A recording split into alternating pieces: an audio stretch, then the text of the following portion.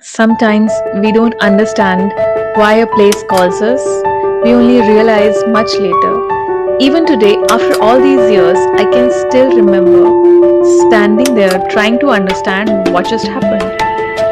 How did he know? I hadn't told anyone. Have you ever had something happen in your life that you simply could not explain? Not something dramatic or miraculous, just something so strangely timed, so deeply personal that even years later, you still find yourself thinking, how did that happen? Maybe you dismissed it as coincidence or never spoke about it because you knew people would question it, but you kept it in your heart because it changed something inside you.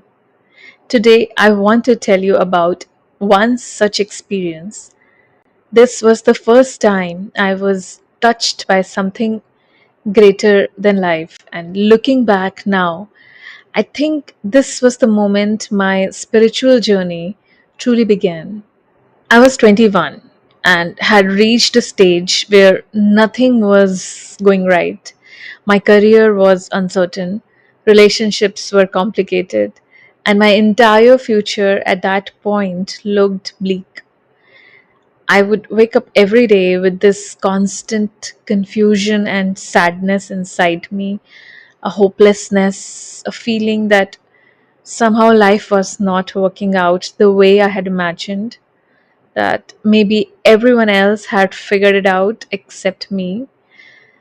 Looking back today, I realized I wasn't really searching for success. I was searching for certainty, a security, and for hope, for something that could confirm it's going to be okay. I had grown up in a spiritual home. You heard some of that in the last episode. It was simply a part of my everyday life, but it never really felt like mine. It was inherited from my mom, my grandparents, and other family members because I hadn't yet had a direct encounter with the divine or higher power, like a one on one experience, to show there's something much greater around me than I can see.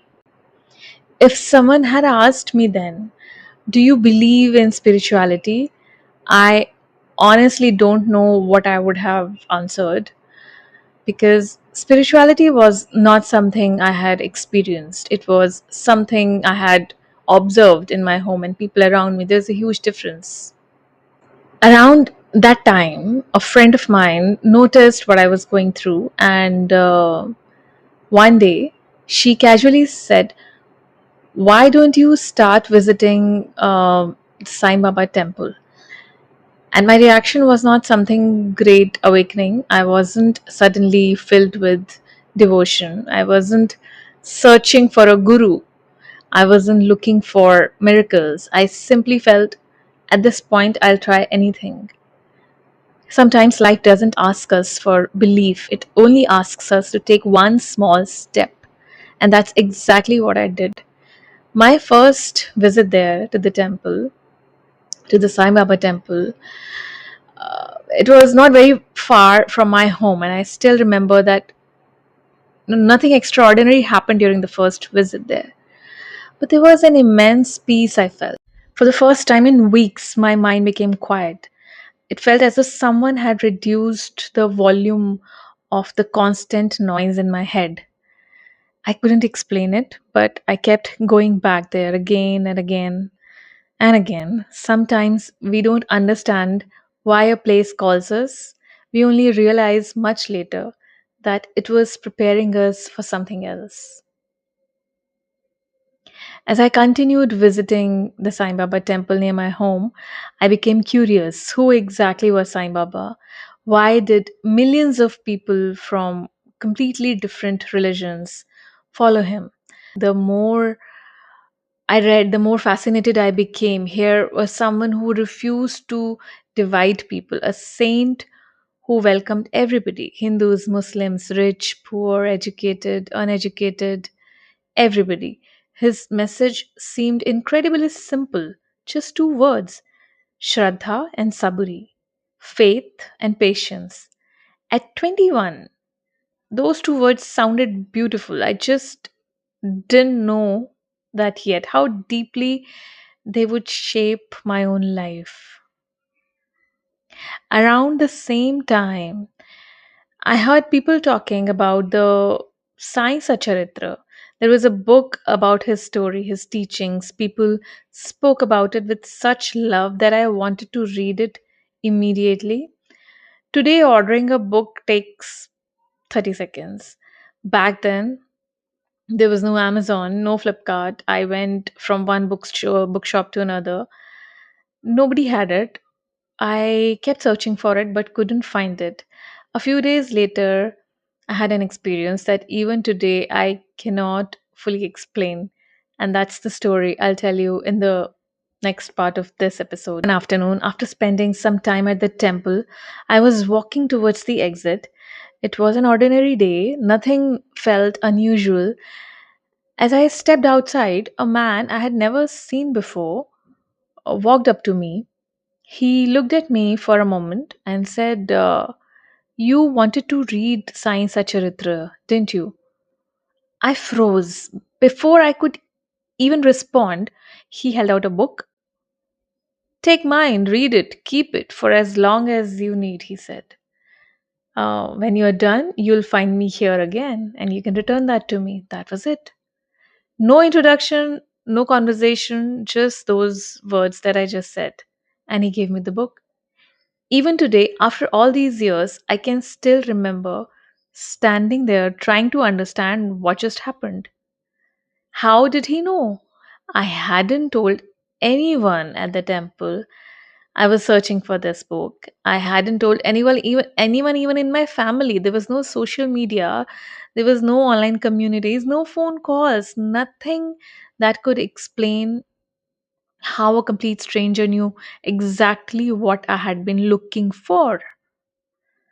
I accepted the book gracefully. I walked home, and for the first time in many months, I felt seen by life.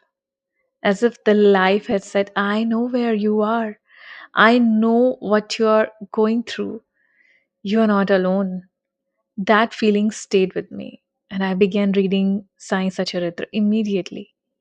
Over the next 7 days, I completed the Saptah Parayan, it's called the 7 day reading. And looking back today, I don't remember every chapter maybe back then when I read it, but I remember what happened within me. My fear faded, hopelessness faded, and I was lifted in my spirit. Nothing had changed yet outwardly. I didn't have any answers, but I had something much more valuable: hope. For the first time in months, I genuinely believed maybe life is not working against me. That inner shift happened first. Within days, I received a job offer I had been desperately hoping for. And on the very first day of joining that company, I met somebody.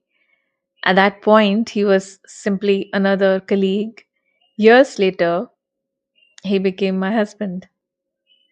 When I look back today, I don't see a magical 7 day formula. I don't think Sai Baba rewarded me with a job or a relationship because I completed a reading.